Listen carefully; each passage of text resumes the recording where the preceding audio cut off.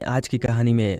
तो कहानी की शुरुआत होती है और हम मिल्टन नाम के एक लड़के को अचानक नींद से जागता हुआ देखते हैं। उसकी तबीयत खराब लग रही थी, इसलिए वो बाथरूम की तरफ भागता है, जहां इसे एक वीडियो प्लेयर मिलता है। उस वीडियो में इसी ने अपने आप को वार्निंग देने के लिए एक वीडियो मैसेज रिकॉर्ड किया था, मगर मिल्टन को याद नहीं कि इसने वो वीडियो कब बनाया। वीडियो वाला मिल्टन अपनी 2 उंगलियां काट कर इसको यकीन दिलाता है कि ये जो भी कहने वाला है वो एकदम सच है। बैकग्राउंड में हमें बताया जाता है कि आज मंगलवार का दिन है। इसके बाद हमें एक दिन पहले यानी सोमवार का दिन दिखाया जाता है। मिल्टन अपने कॉलेज लैब में छुपकर ड्रग्स बनाता था। इसी की सजा के तौर पर इसे रिहैब सेंटर में डाला गया है। यहाँ पर इसकी मुलाकात स्काइलर नाम की एक लड़की से होती है, जो ड्रग्स का ही कारोबार करती थी। स्काइलर मिल्टन को बताती है कि वो यहाँ इसी को छुड़ाने आई है। इसके बदले में मिल्टन को इसके लिए सिर्फ एक दिन काम करना होगा, और वो काम था ड्रग्स बनाने का। मगर मिल्टन इसकी बात नहीं मानता। अब मिल्टन अपनी सजा काटकर एक नॉर्मल लाइफ जीना चाहता था, लेकिन स्काइलर ऐसा नहीं होने देती। ये मिल्टन को अपनी बातों से फंसा ही लेती है। मिल्टन भी इसकी बातों में आकर इसके साथ चलने को तैयार था। करीब आधी रात को इस जगह पर एक पुलिस वाला आता है, जो मिल्टन और स्काइलर को ले जाने के लिए आया था।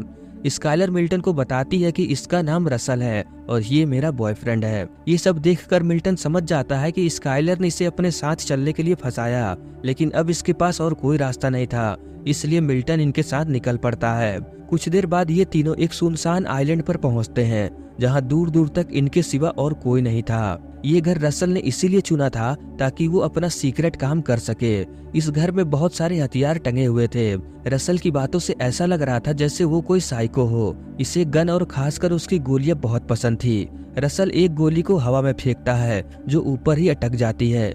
यहाँ पर मिल्टन को पता चलता है कि स्काइलर जानबूझकर रसल के साथ नहीं थी, बल्कि वो इससे डर कर रहती है। खैर, इसके बाद ये तीनों बहुत ज्यादा नशा करते हैं। बातों ही बातों में रसल इस आइलैंड की एक पुरानी स्टोरी बताने लगता है। उसका कहना था कि बहुत समय पहले इस आइलैंड पर एक बहुत बड़ी जंग लड़ी गई थी। हजारों लोग मारे गए, बस एक आदमी बच गया।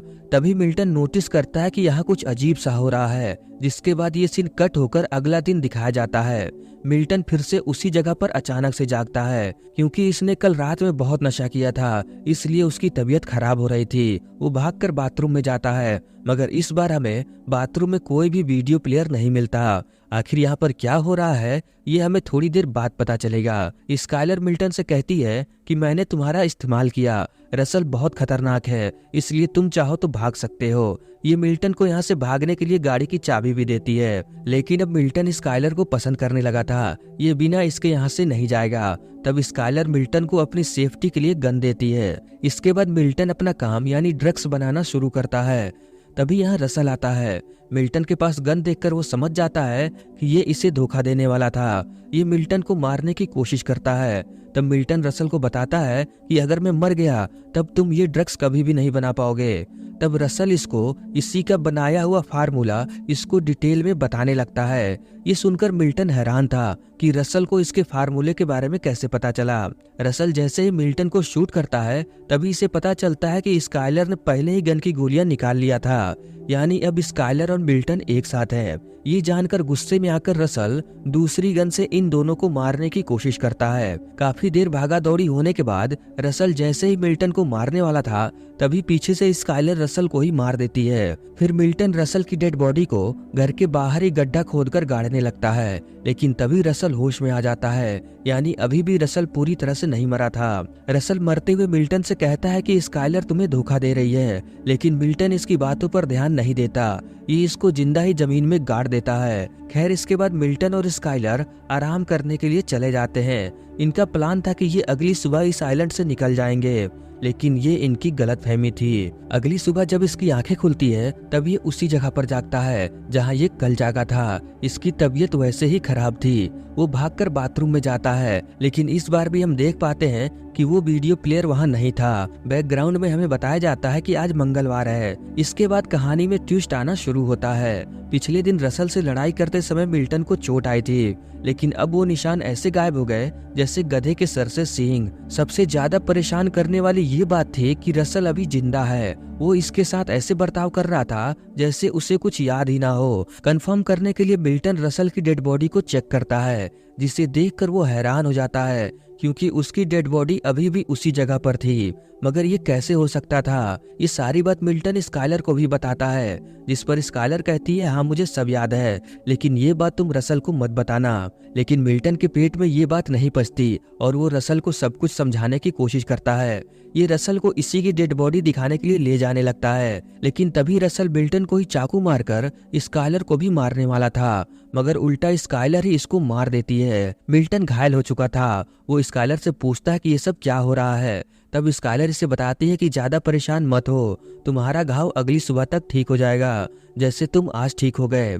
स्काइलर मिल्टन को बताती है कि इनका शुरू से ही प्लान था कि जैसे तुम हमारा काम करोगे हम तुम्हें मार देंगे, इसलिए मैं तुमको यहाँ से भाग जाने को कह रही थी। ऐसे ही बात करते करते अगली सुबह मिल्टन फिर से उसी तरह से जागता है। अब वो एकदम ठीक हो चुका था। मिल्टन को समझ में आ चुका था कि ये और स्काइलर एक टाइम लूप में फंस चुके हैं, मगर ये कैसे हुआ? क्या रसल भी टाइम लूप में है या नहीं, ये जानना अभी बाकी था। जब मिल्टन और स्काइलर आपस में बात कर रहे होते हैं कि इन्हें आगे क्या करना है, तभी यहाँ रसल आता है, जिसे देखकर बिना कुछ सोचे समझे मिल्टन उसे शूट कर देता है। अब ये दोनों हर वो जानकारी को इकट्ठा करने लगते हैं जिससे ये टाइम लूप में फंस गए थे। मिल्टन का मानना था कि जरूर इन्हीं लोगों ने कुछ ऐसा किया है जिससे ये टाइम लूप शुरू हुआ। ये सब करने के बीच ये दोनों हर रोज रसल को मारकर उसकी बॉडी को ठिकाने लगाते। कभी कभी तो इन दोनों में इस बात पर बहस हो जाती कि आज रसल को कौन मारेगा। ये रसल को भी सब कुछ बताकर इस लूप से बाहर निकलने का रास्ता पूछते हैं, मगर उसे भी इस बारे में कोई जानकारी नहीं। वो दोनों इस आइलैंड से बाहर जाकर भी देखते हैं, मगर इसका भी कोई फायदा नहीं होता। ये चाहे जहाँ चले जाएं, घूम फिर के ये उसी जगह पर पहुँचते हैं। अब ये दिन इतनी बार रिपीट हो चुका है कि इन्हें याद ही नहीं कि ये यहाँ कितने समय से हैं। थक हार कर एक दिन स्काइलर मिल्टन को घर के पीछे की तरफ कुछ दिखाने के लिए ले जाती है। वहाँ का नजारा देख मिल्टन घबरा जाता है, क्योंकि इस जगह पर इसी के बहुत सारे डेड बॉडी पड़े हुए थे। इसका मतलब रसल के मरने से पहले स्काइलर और रसल मिल्टन को ही मारा करते थे, लेकिन ये तीनों एक टाइम लूप में फंसे थे, इसलिए अगले दिन मिल्टन फिर से वापस आ जाता था, मगर इसे पिछले दिन का कुछ भी याद नहीं रहता। लेकिन रसल और स्काइलर को सब कुछ याद रहता। रसल और स्काइलर इस लूप से बाहर निकलने की बहुत कोशिश किए, मगर वो इस जगह से बाहर निकलने का रास्ता नहीं ढूंढ पाए। फिर चालाक स्काइलर मिल्टन की तरफ आ जाती है और इसके साथ मिलकर रसल को मार देती, क्योंकि स्काइलर समझ चुकी थी कि जो कोई भी मरता है दिन रीसेट होने के बाद उसे कुछ भी याद नहीं रहता। इसीलिए ना ही मिल्टन को याद है कि वो कितनी बार मर चुका है और ना ही रसल को, बस स्काइलर ही है जो अब तक नहीं मरी। अब मिल्टन को कुछ समझ नहीं आता कि वो स्काइलर पर भरोसा करे या नहीं। अगले दिन वो सोचते हैं कि आज ये इस शहर से बहुत दूर चले जाएंगे, इसलिए रसल को मारने के बाद वो सारा ड्रग्स लेकर उस आदमी के पास जाते हैं जो इनका ड्रग्स खरीदने वाला था। वो आदमी जिसका नाम आर्चर है, उसने रसल के साथ सौदा किया था, लेकिन अब स्काइलर ये सौदा करने आई थी। आर्चर सोचता है कि इसने रसल को मार दिया, इसलिए ये भी इन दोनों को मारकर सारा ड्रग्स अपने कब्जे में लेने की लड़ाई होती है। लेकिन स्काइलर और मिल्टन यहाँ से भागने में कामयाब हो जाते हैं, मगर ये दोनों बहुत बुरी तरह से घायल थे। कुछ दूर जाने के बाद ये दोनों बेहोश होने लगते हैं। ऐसे ही करते करते ये दिन भी खत्म होते ही वो फिर से उसी घर में जागते हैं। अब ये दोनों एकदम ठीक थे। इस लूप से बाहर निकलने के लिए मिल्टन इस घर की छानबीन करने लगता है। तब इसे यहाँ पर एक किताब मिलती है जिसमें इस आइलैंड के बारे में लिखा हुआ था। दरअसल ये आइलैंड एक श्रापित है। अगर किसी ने अपने साथी को यहाँ पर मारा तब वो इस टाइम लूप में फंस जाते हैं। यही कहानी शुरुआत में रसल मिल्टन को बता रहा था, लेकिन रसल ने पूरी कहानी नहीं पढ़ी, इसलिए उसको इस लूप से बाहर निकलने का रास्ता नहीं मालूम था। मगर मिल्टन इस आइलैंड का पूरा इतिहास पढ़ लेता है। तब इसे पता चलता है कि इस लूप से बाहर निकलने के लिए इसे अपने सभी साथियों को मारना होगा। आखिरी बचने वाला इंसान ही अगले दिन में जा पाएगा। अब मिल्टन को इस टाइम लूप से बाहर निकलने का रास्ता मिल गया था, लेकिन ये बात वो स्काइलर को नहीं बताता, क्योंकि इसे उस पर भरोसा नहीं था। शाम को मिल्टन रसल की गाड़ी का वीडियो प्लेयर चेक करता है। तब इसे पता चलता है कि असल में ये लोग यहाँ पर कई महीनों से फंसे हुए हैं। मिल्टन के दिमाग में कुछ प्लान चल रहा था, इसलिए वो गाड़ी का वीडियो प्लेयर निकालकर उसमें कुछ करता है। इसके बाद वो घर के सभी हथियार को छुपाकर स्काइलर को इस टाइम लूप से बाहर निकलने का रास्ता बता देता है। स्काइलर कहती है अगर ऐसा है तो हम इस लूप से कभी भी बाहर नहीं निकलेंगे। एक तरह से ये अच्छा भी है, हम हमेशा एक साथ रहेंगे और ना कभी बूढ़े होंगे। लेकिन ये मीठी मीठी बातें तो स्काइलर की चाल थी। असल में आज ये मिल्टन को मारकर इस टाइम लूप से बाहर निकल जाएगी। इसके पास गन थी मगर उसकी गोलियां मिल्टन के पास थी। लेकिन तभी स्काइलर को याद आता है कि शुरुआत में रसल ने एक गोली ऊपर फेंकी थी। फिर क्या था, ये उस गोली को लेकर मिल्टन को मार देती है। इसके बाद वो सारा ड्रग्स लेकर आर्चर के पास जाती है। इसे मालूम था कि आर्चर इसे मारने की कोशिश करेगा, इसलिए वो पूरी तैयारी से आई थी। वो आर्चर से बहुत सारा पैसा लेकर एक होटल में जाकर रुकती है। इसने सोचा था कि अब ये इस टाइम लूप से बाहर आ गई है, लेकिन ऐसा नहीं था। अगली सुबह वो फिर से उसी जगह पर जागती है जहां वो रोज जागा करती थी। इस तरफ मिल्टन को बाथरूम में इसी का वीडियो प्लेयर मिलता है और ये वही सीन है जो मूवी के शुरुआत में दिखाया गया। मिल्टन उस रिकॉर्डिंग में स्काइलर के बारे में सब कुछ बता देता है। अब स्काइलर समझ जाती है कि कल इसने रसल को नहीं मारा, बल्कि सिर्फ उसने मारने का नाटक किया। इसलिए ये तीनों अभी भी इस टाइम लूप में हैं। स्काइलर अपनी गलती मानकर मिल्टन से माफी मांगती है। इन सब चीजों में ये दोनों रसल को मारना भूल जाते हैं और इस बार रसल मिल्टन की वो वीडियो रिकॉर्डिंग देखने के बाद इन दोनों को बांध देता है। अब रसल इन दोनों को मारकर इस टाइम लूप से बाहर निकल सकता था, लेकिन जैसा कि हम जानते हैं कि वो एक साइको है, इसलिए वो आखिरी समय में मौत का खेल खेलने लगता है।